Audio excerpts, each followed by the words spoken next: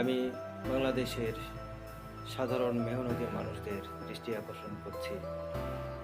আমি বলতে চাই, মেহনতি শ্রমিকদের সঙ্গে আপনারা কখনোই দুর্ব্যবহার করবেন না, শ্রমিকদের অবমূল্যায়ন করবেন না।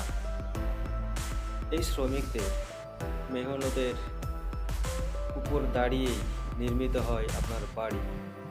এই শ্রমিকদের মেহনতের উপরেই আমাদের ঘরে আসে আমাদের রিজিক।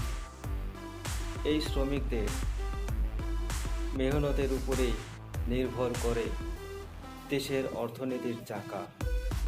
তাই শ্রমিকদের অবমূল্যায়ন করবেন না।